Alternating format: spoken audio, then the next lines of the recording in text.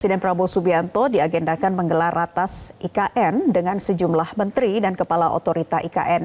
Apa saja yang dibahas? Informasinya akan disampaikan jurnalis Metro TV Anwar Fuadi langsung dari Istana Negara Jakarta.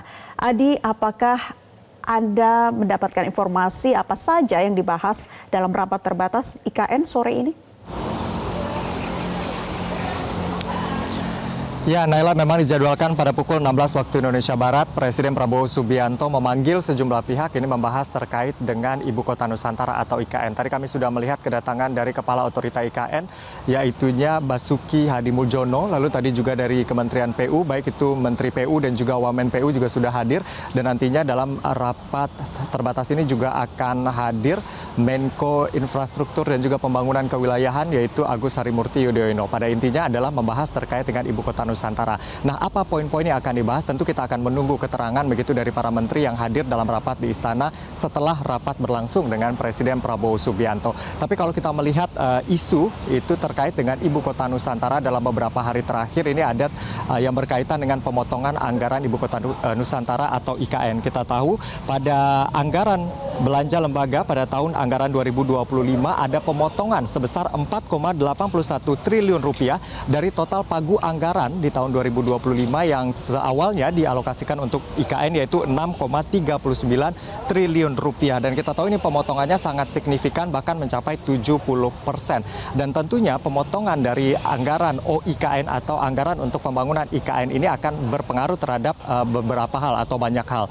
Dan tentunya saat ini pihak IKN juga masih terus menyisir, melakukan penyisiran mana yang kemudian menjadi prioritas dan mana yang kemudian bisa ditunda begitu untuk pembangunan IKN, karena memang anggaran yang berkurang secara drastis. Dan apa saja yang menjadi prioritas begitu dengan anggaran terbatas ini nanti kita akan tanyakan tentunya setelah rapat yang berlangsung di Istana pada sore hari ini.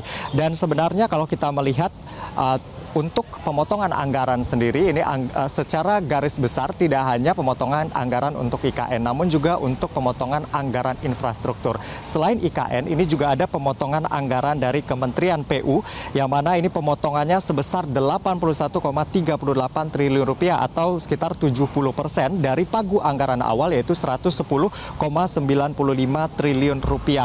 Jadi dengan adanya pemotongan ini, anggaran di Kementerian PU dari yang awalnya 110 triliun begitu ya, sekarang sisa 29,9 atau sekitar 30 triliun rupiah saja. Dan ini tentu juga akan berdampak terhadap pembangunan sejumlah proyek infrastruktur, karena harus ada yang dipilah mana yang prioritas, mana yang akan diutamakan di tahun 2025 ini. Namun secara umum tadi Menteri PU begitu pada saat ditanya oleh awak media yang mengatakan ya tidak masalah dengan adanya pemotongan ini, dan tentunya ini lagi dikaji begitu ya, apa yang kemudian menjadi prioritas yang akan diutamakan dalam pembangunan infrastruktur. Nah, kalau kita melihat lagi ke belakang dari pernyataan Presiden Prabowo Subianto pada saat itu ya hadir begitu dalam acara Kadin, Presiden Prabowo Subianto mengatakan bahwa ia membantah bahwa di masa pemerintahannya ini tidak akan melakukan banyak pembangunan infrastruktur. Ia mengatakan bahwa infrastruktur tetap akan dibangun, tetapi Presiden Prabowo Subianto ini akan lebih banyak melibatkan pihak swasta untuk membangun berbagai infrastruktur.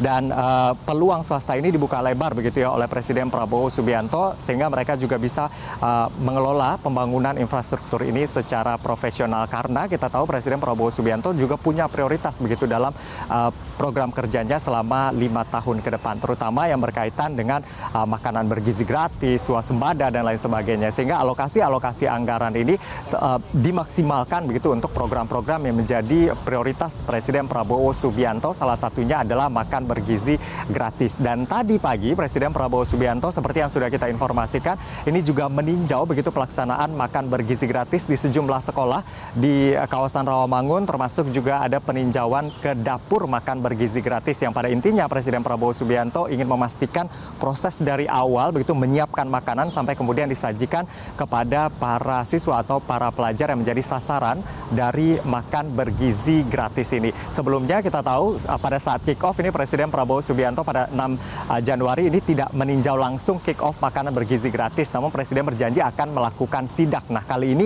sidak sudah dilakukan begitu tadi pagi mendadak pada sekitar pukul 9 waktu Indonesia Barat sebelum Presiden Prabowo Subianto bertolak ke istana. Dan Presiden Prabowo Subianto sebelumnya juga sempat meminta maaf bahwa program makan bergizi gratis ini belum bisa dirasakan begitu manfaatnya oleh seluruh anak sekolah yang ada di Indonesia ini. Namun Presiden yakin bahwa di akhir tahun 2025 ini jangkauan makan bergizi gratis ini akan lebih luas. Jadi anak-anak di Indonesia sudah bisa merasakan program prioritas dari Presiden Prabowo Subianto. Nah, tentu ini membutuhkan anggaran yang besar begitu untuk melaksanakan program makan bergizi gratis ini.